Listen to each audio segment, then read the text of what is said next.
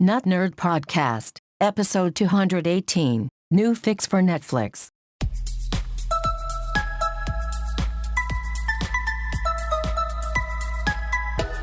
Welcome to the Notnerd Podcast. I'm Nate Heath, and we are here to help you tech better. We've got all kinds of stuff today, hopefully no surprise guests. Here with me, as always, Mr. Dave Baylor. Wait, what? Oh, I thought I saw somebody outside the door. Man. We got the security cameras all dialed in. Yes. We've got our security personnel trained to not let anyone, even if they're friends, in the building.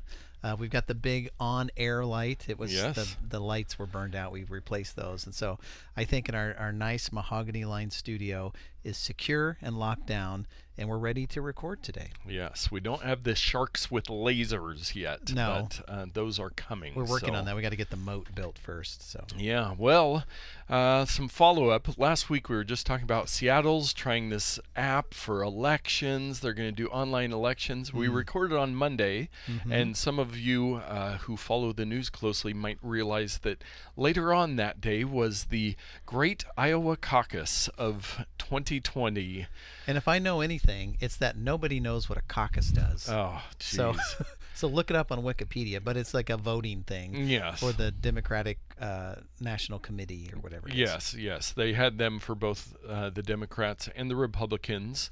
And a quick reminder, we are the most nonpartisan tech podcast on the internet. Donald Trump, the current president, won the Republican caucus in a landslide. Wow, that's surprising. Yes, who would have thought? And the Democrats, they were using a new app to record their stuff, which it turns out they got it the day before. It wasn't tested appropriately. And it was a catastrophic failure as far as caucuses go. They did have paper backups, but that was a mess. So maybe Seattle's going to rethink the things they're trying. I know some of the other primaries and caucuses were planning on using this app. Poor software implementation. They didn't do any testing. And then I just heard yesterday somebody was discussing the phone numbers that they used to use to call in their votes. Those were also, they were like, well, we've got this app now, we don't need those. So they were using those as the tech support numbers. So you simultaneously had everybody trying to call because the app wasn't working in their numbers, and call for tech support because the app wasn't working. Wow, what a nightmare. With the small level software development projects that I have been lucky to be a part of, imagining those people and the company that did that, what a mess. Yeah, it's tough.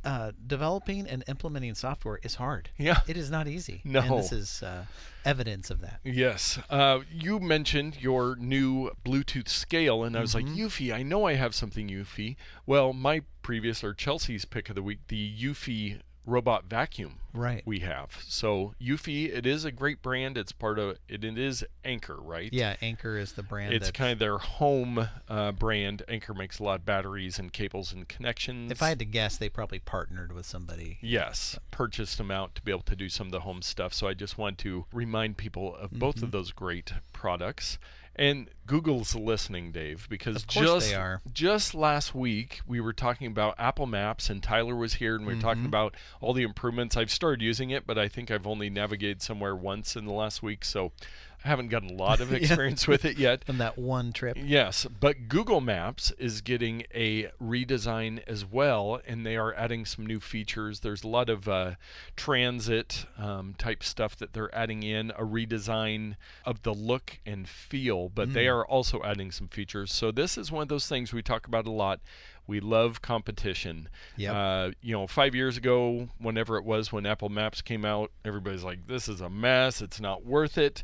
Well, now they're really stepping up their game, and so Google is having to step up their game as well. Yeah, it's funny how when Apple first entered the mapping business, Google was kind of making fun of them. They're like, this is hard. You just can't do this overnight. And then Apple learned some hard lessons, but they kept going, and they kept improving, and they kept isolating issues and correcting them, and they got to a point where there are phenomenal competitors with Google now. It took a number of years, but it's great to see the competition, like you said, and it's only going to make both apps better. Yep.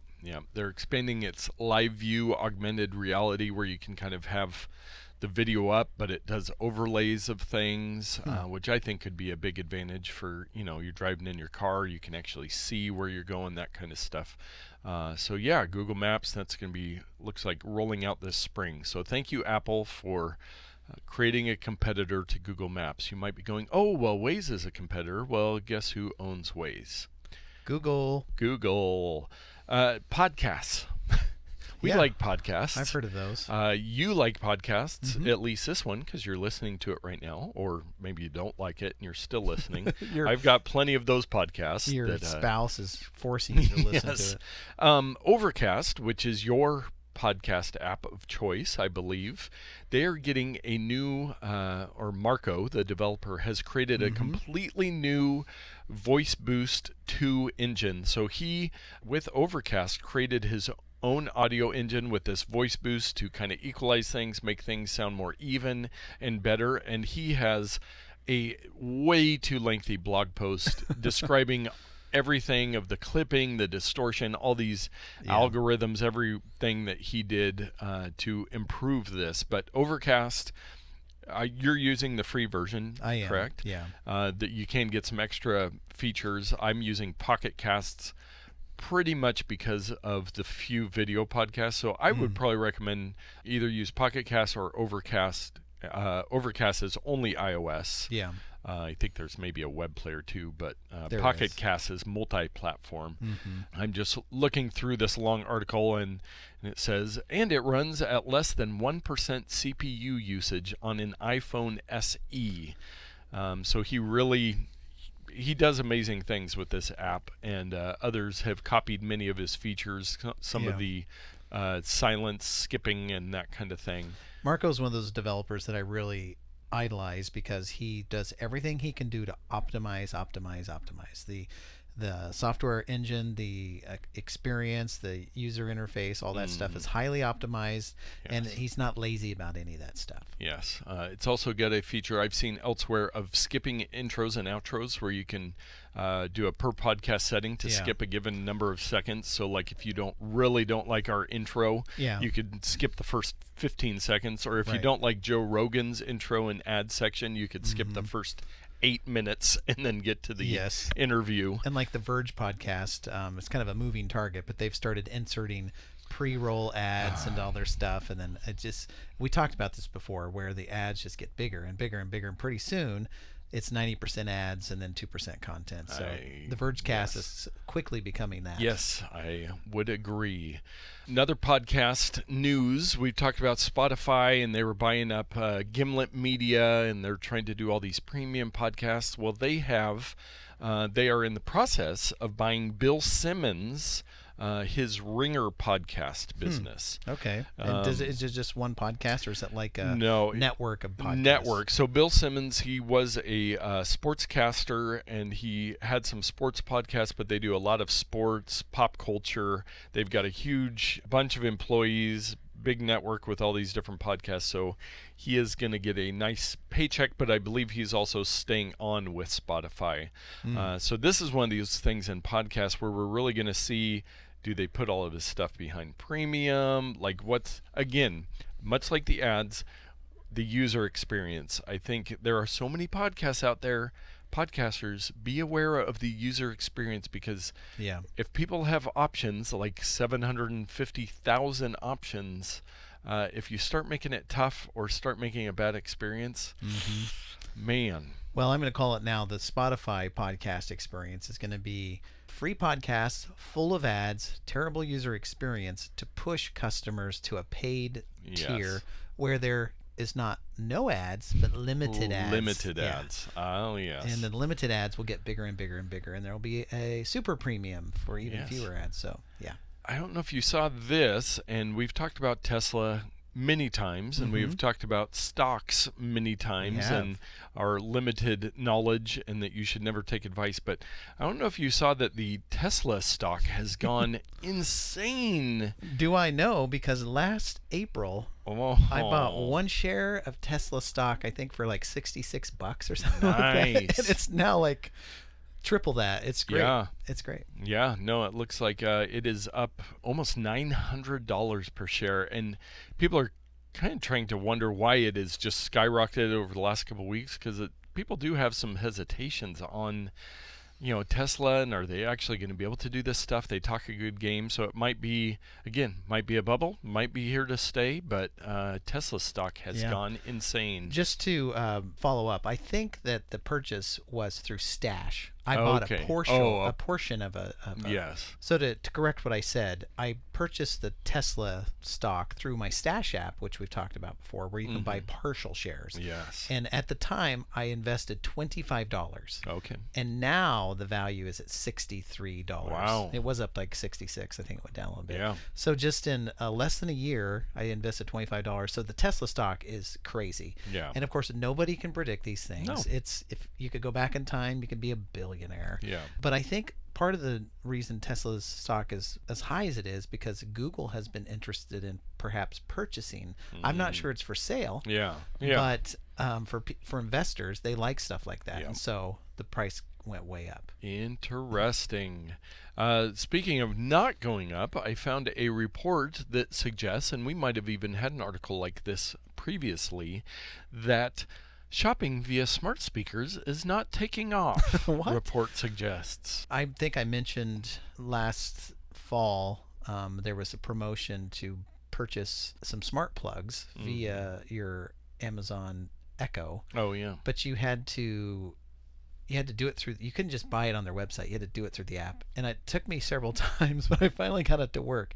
And so that experience is informing this idea that it's not as easy to order these things via voice as you would think. Yes. Yeah. And I'm not sold on voice in the first place, but yeah, shopping, I've mentioned this many times on the podcast. I don't see myself shopping. The only thing I could see is if I'm cooking in the kitchen and I'm run low on a seasoning and I know I bought it last time on Amazon for me personally, I'm just going to whip out my phone, find the order, hit reorder. I'm not going to try to go through a voice assistant to make that happen. If everything is set up ahead of time, it can be really advantageous. So for example, if you buy your toilet paper from Amazon, you'd probably just put it on a monthly thing. What do they call that? The subscription. The subscription thing. But subscribe and save. Yeah. But I could see it's like, we've only got a couple rolls left. Alexa, buy me another case of toilet paper or whatever. Yeah. And it would just happen. But a lot of people, I think, would just probably be more comfortable with adding that item to their shopping list via voice, which cuts Amazon out of the deal because you can then go to the store. If you have your shopping list, you don't have to shop through them. So I think maybe this is about 10 years too early. Yes. 10 years from now, maybe people are going to be buying all kinds of stuff through their voice assistant. Another piece of follow-up, we were talking last week about the Super Bowl, and Tyler was mentioning him and some other local friends were seeing different ads via the different services, and we heard from Elliot in Australia. Yeah, I called him up and we discussed this. He said that he and his wife were watching, they had two streams going. They had a live stream from the local channel that was broadcasting it. And then there was a computer stream that he had logged into on his computer or iPad or something. And he had to answer, he's a male and his age range or whatever. And some of the ads that were coming to him in the same exact market were targeted, and he got different ads and skipped some ads. And so it was just really interesting because I think the crux of this conversation is that the Super Bowl, part of the Super Bowl is watching the innovative ads. And if it's fragmented like that, where different markets are seeing different ads, it kind of takes away from that water cooler experience where it's like, did you see the ad of the Cheetos or whatever? Now, my guess is many of the major ads that are going to cover all markets are going to show everywhere. Yeah. But I would not like to spend money on a Super Bowl ad to find out later that there are certain markets who had a different experience. They didn't even see my ads. Yeah. So, anyway, it was just another example of how within the exact same market, two different sets of ads were delivered out to people. Yeah. And the Super Bowl Super Bowl ads are in a world of their own. It's $16 million a minute or whatever it is. I heard a discussion on a podcast. They were talking, and they had a very narrow point of view that, well, with with $4 million for a 15-second ad, how much Facebook ads could I do or this or that? And I'm like, for a Porsche, the new electric what the highest end electric car, if they do an ad during the Super Bowl, every single person sees that. Only 0.1% of people is it actually targeted to. But I was thinking bigger picture, kind of like you're saying. It's like with that Porsche, let's say, then when you have the status of getting that and people see it and they go, oh, that's the one from the Super Bowl ad. It's not just about return on investment of how many you're going to sell. It's brand advertising. Brand advertising. So, it is the biggest stage yeah. for brand advertising. Right. Coca-Cola famously has those stupid polar bears that are drinking Coke or whatever. Yes. It has nothing to do with drink our Coke and it'll make you feel better or you can jump higher or whatever. It's just to remind you that Coca-Cola exists. And so Porsche is the same way. It's like when you get a good job and you are a higher class, it's like, oh yeah, Porsche is the brand that I need to purchase because it exudes class and elegance. And so, it's like brand advertising. Yes. Well, speaking of brand and class, it is time for Dave's Pro Tip of the Week. And there's nothing less classy than autoplay trailers with sound in your streaming video services. Yes. How many of you out there just hate when you turn on Netflix or even some other streaming services and you're trying to navigate the little board of shows and a stupid ad will play full volume? You know, people are scrambling for the remote controls to mute it. It's just a terrible experience. Well, after 5 years of listening to their customers, Netflix has finally decided to allow users to shut off those things. Oh, wow. Now, I think as an aside, it's only half the way there because I would also like for them to stop interrupting the credits on the backside of movies with their stupid advertisements, and they shrink down the credits really small and you're like, I wanted to see who the key grip was, or my friend was in this movie, or maybe you follow prominent people. Anyway, it's a slap in the face to movie makers to do that. But I digress. You may be out there thinking, how do I do this miracle of turning off these autoplay trailers with audio on my Netflix app? And I'm going to show you how. Nice. Now, in a perfect world, Netflix would have enabled this functionality right within the app itself. You know, you go to the settings, you hit a thing. Well, unfortunately, it's not as easy as that. You have to do a little bit of work. And so you go to your web browser. It can be on your tablet or your smartphone or on your computer, but you have to do it through a browser. You go to netflix.com and log in. Once you're there, down on the bottom part of the screen, if you have multiple profiles, like we have one for myself and my wife and my kids, they have different profiles. There is a Manage Profile button. You click there, a little edit button will appear on all the profiles, and you have to individually click inside.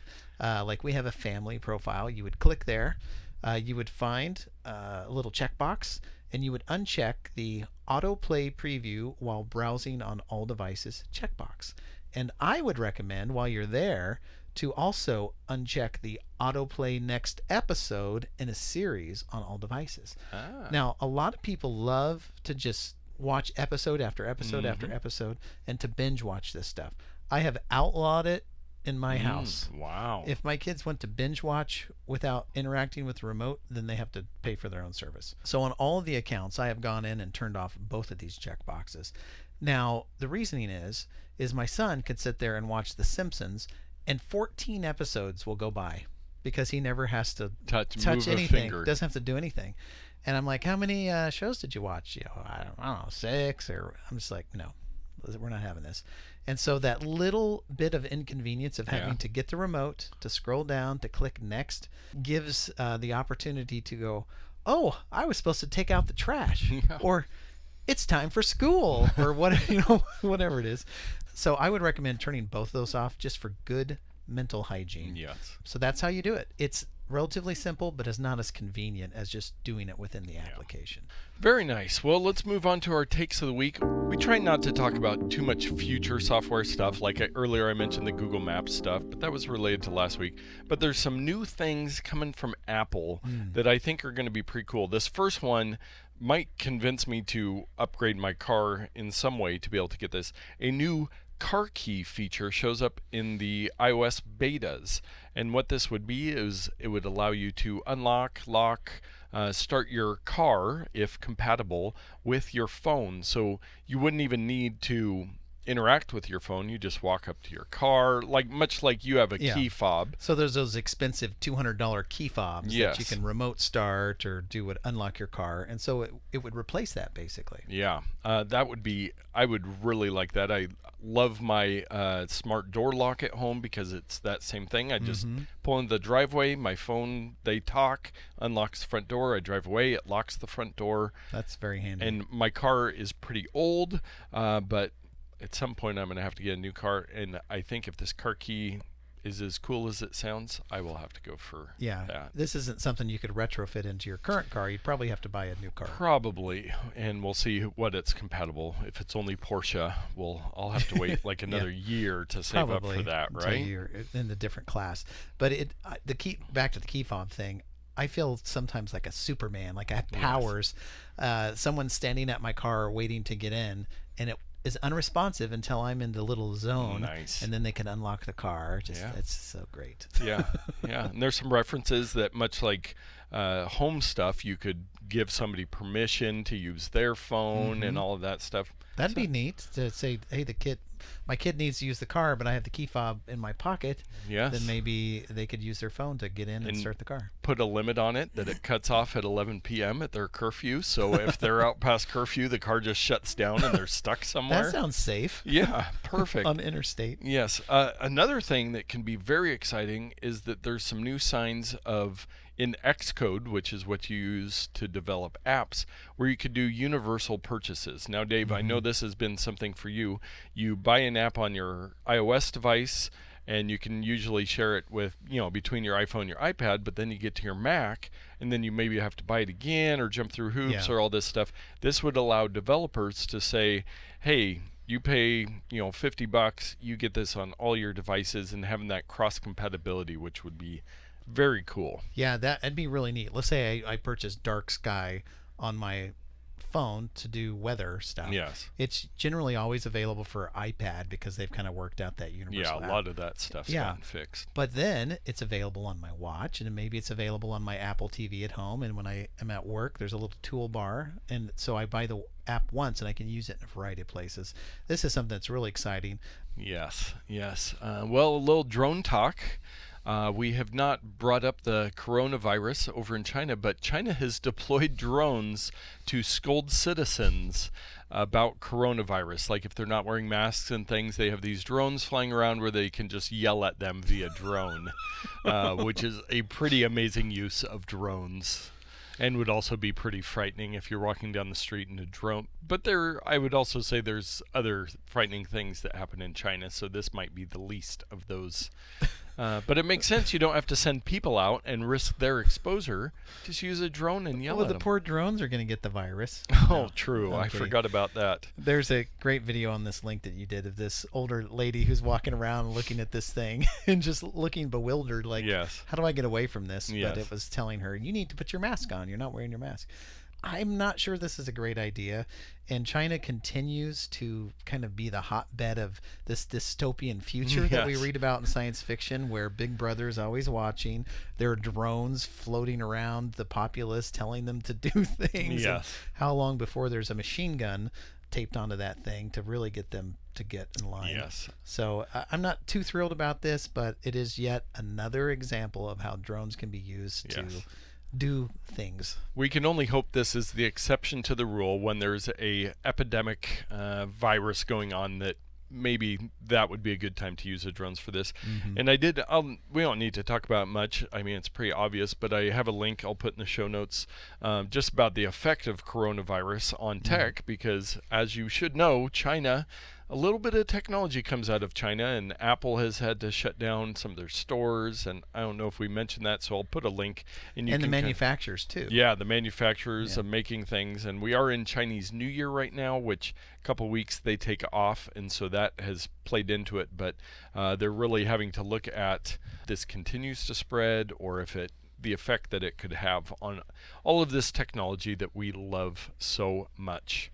And speaking of affecting technology, the New York Police Department is ditching their centuries-old method of using memo pads to take all of their notes for an iPhone app. So apparently all 10 million New York cops, I think that number's a little inflated, have been issued iPhones. I think it's actually like 44,000 or something like that. Some crazy number still. They have issued iPhones, and they also have these memo pads that they just write all their notes. You flip it open and you lick the tip of your pencil and you write in there, just like in the old detective movies. Yeah. So, and I was reading through the article. It's pretty interesting, just talking about how those will often be used, subpoenaed to be used in court, and they have to protect these records. Yeah, and it's like a matter of public record. Yes, and their captains will review them. And I mean, it's just, again, it seems like using an iPhone app would be helpful in this case if you could maybe just dictate it to it, or if you had pencil support on your iPhone, then you could just hopefully write on there. Because somebody was saying that you're in the middle of a crime and you're writing notes is pretty easy without looking. Using a keyboard might be a little more difficult. Yeah, but dictating is fine. Now I do wonder about corruption. So, hey, I took notes on this thing. Oh, where did the notes go? They got deleted. Yes. So I wonder if there's like a central repository where all these notes are stored, or what's going on. So it does sync to a server, so that would be much better than, say, a paper trail where you just rip out a page. Right, or you drop your notebook in the mud and it's ruined. Or whatever. Exactly, in the river. Yeah.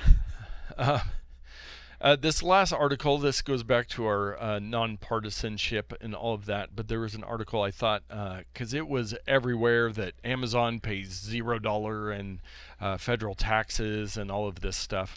Well, they came out with some details saying in 2019, their federal income tax expense for the year was more than $1 billion, in addition to more than $2 billion in other types of federal taxes. So I don't get this. Where is the idea coming from that they pay $0 in taxes? Because that's just not even possible. I don't know. Somebody thought it and then made a meme, and then it's how everything works in our world. Yeah. But even so, again, we've talked about this in the past, but even so, let's say they did pay $0. Yes. They're paying money to their workers who are paying taxes, and they're paying money to their vendors and their utilities, and all this infrastructure built around these companies is paying buku taxes. Yes. And so the value of the company to the area and to the country is still a positive value. Yeah. But if they could pay more taxes, great. But there's never going to be a place where they're paying $0 or negative taxes. That's just not something that can be done. Yes. It's not sustainable. Looks like CNBC reported Amazon paid $0 in federal income taxes in 2018 and received a $129 million tax rebate from the federal government, for example. This claim has become a rallying cry of Senator Bernie Sanders and Elizabeth Warren that want them to pay their due diligence on that stuff. Yeah, it seems like at least in 2019 they paid a good chunk of taxes. Yeah. So I figured I would report that and correct it as we may. Probably the only way to get to the bottom of this is to get a hold of the shareholder documents for Amazon and read through them and find out exactly what they paid. Yes. That's probably the only way to do it, because nobody's going to tell you the truth. Well, that's a good point. Our security and privacy stories of the week. We could go on for an hour just on these, but I just pared it down to 2 of them, and I would love if you guys love the security and privacy stories, you like the breaches, you like the fixes, whatever. If you have any input on the security and privacy section, let me know, because we could make it much longer, we could make it much shorter, we could cover certain things. I mean, there's a bunch of breaches every week. I try to find ones that affect our listeners. But the first story this week, some Google Photos videos were sent to strangers in their takeout service. So you can go into your Google account, you can do a takeout where you download parts of your data, and it creates a zip file, then you can download. Well, apparently some people, I believe it was like back in November, they were doing these takeouts and they were getting strangers' videos mixed in with their own videos. That's weird. So that apparently they have fixed that. We highly recommend Google Photos. They did say that they let people know if this affected them, so you don't have to be wondering. They would have sent you an email if there was an issue. But just a good reminder that even the services we recommend, every time there's going to be some little glitches, because as we've mentioned in this episode, technology can be tough. Yes, and I would like to add that I talked with a friend this week whose daughter's phone, which is an Android, received a call from her mother's phone, which is an iPhone, but it wasn't her. It was a spoofed call, and we're trying to get to the bottom of what it is. And the first thing I asked, what are the brands of the phone? And it's like, oh, a cheap, it was a free Android thing. And I was like, it's probably been hacked. There's probably malware. Yeah. And so even though like Google has all of this protections in place, things can still happen. And it's up to us to do what we can, and using the right tools, I think, is one of those things. So that was just a side note that it's crazy. You have to put in energy and effort to keep yourself secure, and probably getting the very cheapest Android phone that comes with a plan for free is probably not the best thing you can do for security. Yes, which ties into our second story. I preach one backup is none backup, and have said with ransomware, if you have good backups, that'll help you. You won't have to pay the ransom. Well, guess who's getting smarter? The people doing ransomware. Yeah, they are. And they're starting to take a bunch of data before they lock everything up. So then you say, well, we've got backups, we're good, we're back up and running. And then they come back and say, well, we've got all this data. Do you want us to share it publicly, or would you like to actually pay us that ransom? Yeah. So we've got all your backups of all the emails for your entire corporation for the past 10 years. I hope there's nothing in there that you want exposed. Yeah, so that's just crazy. So now, in addition to having a backup, you have to have the moral high ground and not have anything that can implicate anything questionable, any customer information, anything in your servers. Just get rid of your servers. But so that is a new revelation in that, which obviously these people are out to get money, and it works. And now they've figured out a better way because people were trying to beat that. So the constant cat and mouse game of ransomware. Well, our bonus odd take. You might have heard this one. I even saw it on the local news. There was an artist that created traffic jams in Google Maps with a wagon full of phones. So it's funny that in this article they have the face of the quote artist blurred out, but I've seen other pictures and videos. Like in the video they have linked, his face is not blurred out. They have the back of his head blurred out. Does he have a vulgar tattoo on the back of his head? So weird. But anyway, that's beside the point. So what this fellow had done is purchased a bunch of cell phones with different phone numbers associated with them, and turned on Google Maps and was going down the street really slowly with a wagon full of cell phones, and it reported back to Google that there was a slowdown in traffic. Yes. It's genius. Genius, yes. And it was in Berlin, and right near the Google Berlin headquarters. But yeah, he was able to do this. I guess if it was some very low traffic streets. If there were cars that drove by it, and they have a lot of stuff built in for this. They try to give accurate information, and they kind of says they took it in stride, and they will use the art project to make the app better. But yeah, pretty funny little thing. You can check that out in the show notes. Speaking of creative, it's time for our picks of the week. And I got real creative on this this week. I know that we've talked about sleep apps before, and we've used different ones, Sleep Plus, Sleep Cycle, blah, blah, blah, blah. Well, the one that I've been using for a while is Sleep Cycle, and it is a free app that is, I don't know how familiar you are with this, but you can set a time for a window for it to wake you up. It'll analyze your sleep patterns and try to give you the most optimal time to wake up. And so you can do that. You can set it just for a straight time, like wake me up at 6:30 or whatever. And then you can say, just analyze my sleep. Don't set an alarm, but record everything. And I've been doing it for a few weeks now, and I do not get a lot of sleep at night. Now I take naps and various things. It's not recording those type of things. But what's great about it, and you love data, and so at the top of the screen, this was last night, I got 5 hours and 20 minutes worth of sleep, which is not great. My sleep quality was at 61%, and they calculate that. But you can see here that I went to bed late, and then boom, immediately went down into deep sleep for a half hour.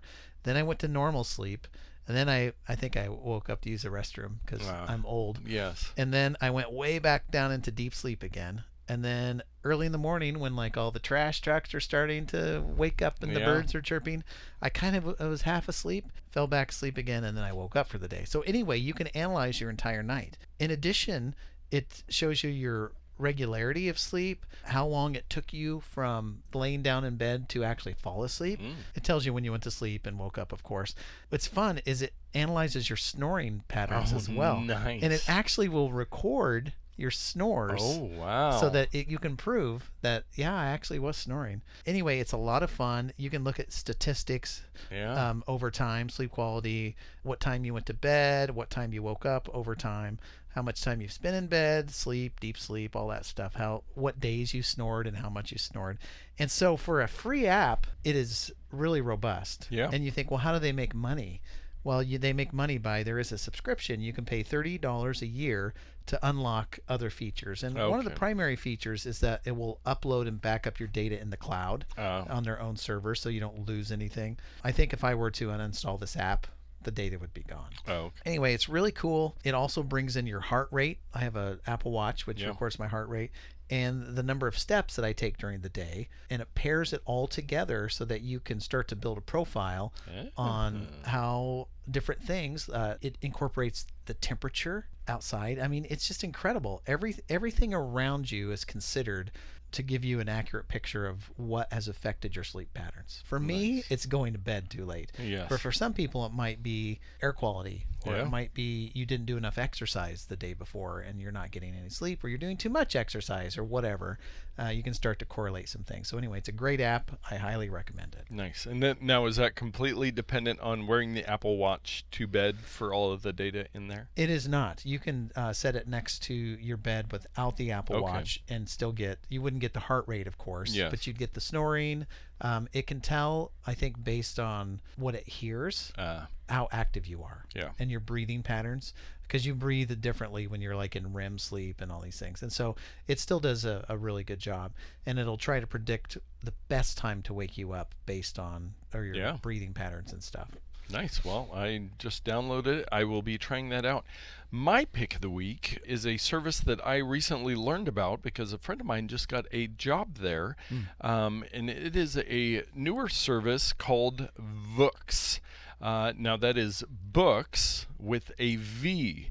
And this is a children's service. I have since signed up for the trial of it. And what they do is they are taking children's books and creating videos from the book, and they put the words on there, so it's designed to help children read. Now, my daughter's a little young at 3.5 to really get all of those features, but we did get in there and looked at it, and it works on many different devices. Do they call the employees who work there bookers? Is that what they're?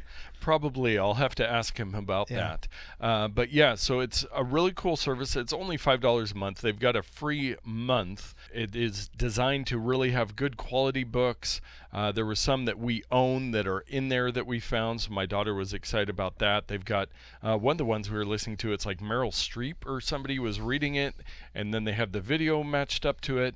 No ads or in-app purchases ever. Curated library of delightful titles, and text animates as it's read, so it's kind of helps them follow along and learn the words. And then there's even some where it's more particular about really trying to help them read. Chicka chicka boom boom, will there be enough room? That one's in there. Yeah. They got a lot of good ones. Click clack moo. Yeah, some good ones here. Yeah, so, for those of us that have children and the reading, and I figure this is great because now I don't have to read to my daughter. This app will do it for me. Animated storybooks. Yeah. It's the best thing ever. And they do have some great programs for teacher resources and stuff. You can get a discount rate as a teacher. Yeah, teachers get 1 month free to try it out. Yeah.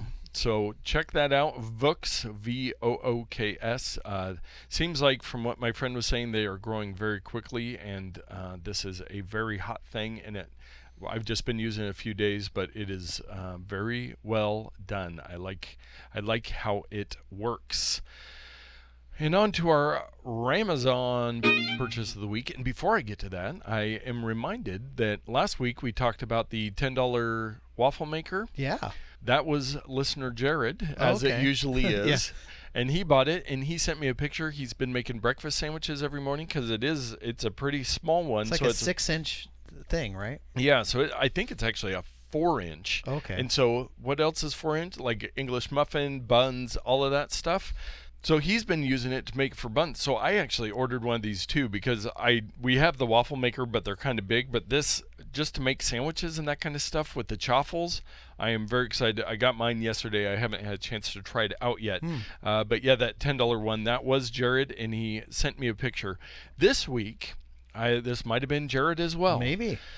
The Wander G Yoga Socks Non-Slip Skid Socks with Grip Pilates Ballet Bar Socks for Women. Would you believe these are mine? I would believe it. No, they're not though. But yes, that's a great purchase.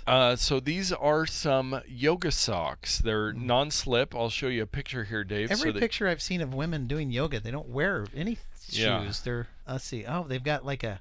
That's interesting. The top part of the ankle is cut out. Yeah, so it almost looks like a ballet shoe, but it's a sock, and then it's got kind of those grippy things on the bottom. I don't necessarily know what that open area on the top, if it just open gives you ankle socks. I don't know what you'd call it. But yes, so these are they absorb sweat and they keep dry. Yeah, that's kind of what socks do. Yeah, I guess. They have 2 different sizes. These are women only. I'm hoping there's a men's option somewhere. Well, it'd be sexist if there wasn't. Yes, but yes, Dave, what would you pay for the yoga socks non-slip skid socks? How many do you get in a thing? Are they just one pair?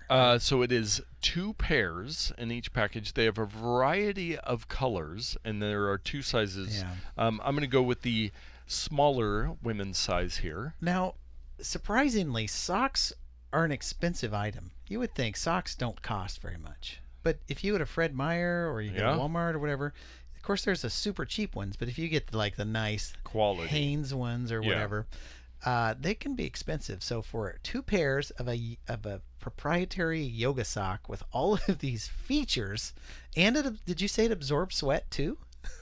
Yes. Amazing. And it looks like they have many options. There's 1 pair, 2 pair, 4 pairs with some different colors. But we will go with the 2 pair black. This might be too much, but I'm going to say $12.99.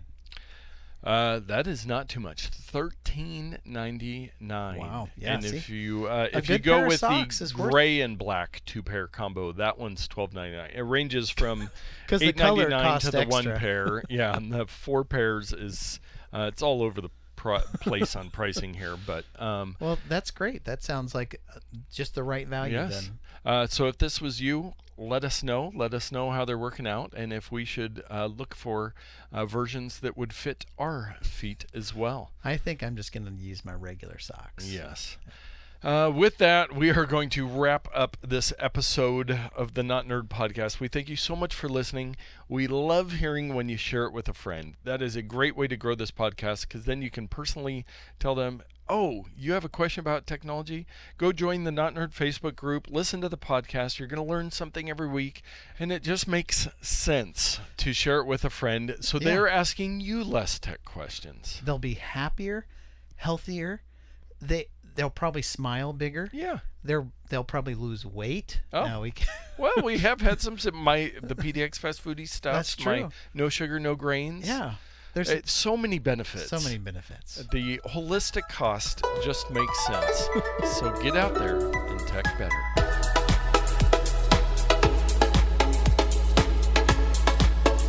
Well, with that. Yeah, it looks like CNBC puberty. Which also, man, I'm segue-less today.